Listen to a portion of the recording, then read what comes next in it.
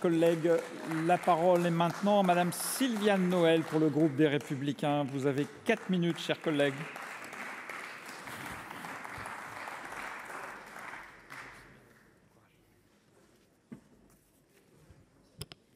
Monsieur le Président, Madame la Ministre, mes chers collègues, cette mission en relation avec les collectivités territoriales s'ouvre dans un contexte économique et budgétaire complètement inédit sur fond d'instabilité politique majeure. Face à une dette colossale de 3 200 milliards d'euros, ce ne sont pas moins de 5 milliards d'euros de prélèvements sur les recettes des collectivités qui étaient initialement prévus. Si les collectivités locales sont prêtes à prendre leur part à l'effort national, cette décision a été particulièrement mal vécue par les élus locaux. N'en déplaise à plusieurs ministres démissionnaires du gouvernement précédent, les collectivités locales ne sont en effet pas responsables de la situation calamiteuse des finances publiques. Elles ne représentent même qu'une part très limitée de la dette nationale, mais assument dans le même temps plus de 70% de l'investissement public, essentiel pour garantir l'avenir, une croissance économique durable et l'emploi local.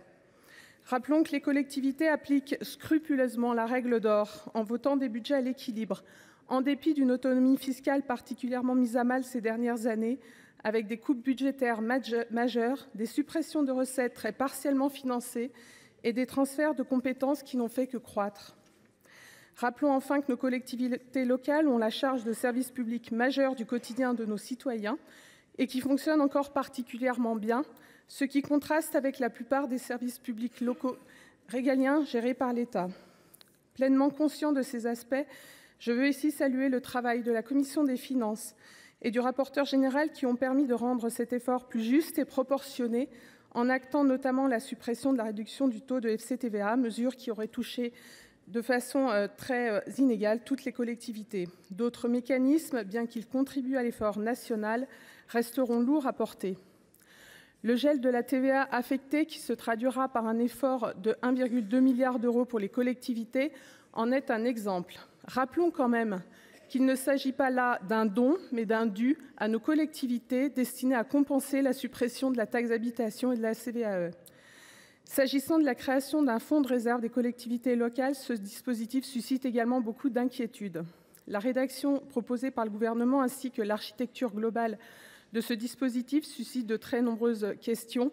Je souhaite que nos débats sur cette seconde partie du budget nous permettent de trouver une solution plus juste et équitable sans être imposée aussi brutalement aux collectivités. Ce sera également le sens d'un de mes amendements.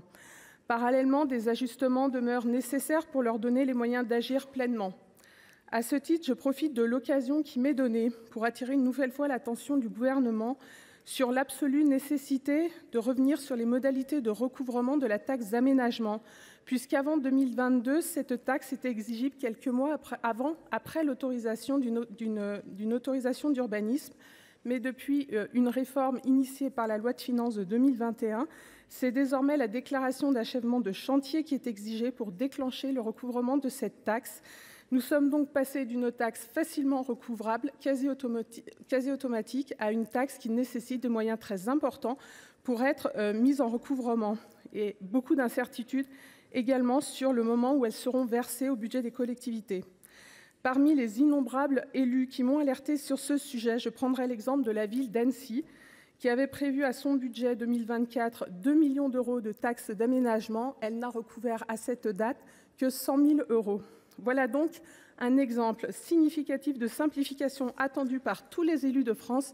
Et au bonheur, elle ne coûtera pas 1 euro d'argent public. Je ne peux évidemment que regretter l'avis défavorable donné à mon amendement sur ce sujet par le gouvernement, mais je ne doute pas de votre volonté d'y revenir. Dans le même ordre d'idées, je vous proposerai des mesures de simplification touchant la DETR afin de mettre un coup d'arrêt à la fièvre procédurale et normative qui touche nos préfectures et de renforcer le rôle des commissions DETR ou encore de remédier à certaines incohérences touchant différentes dotations. Je vous remercie.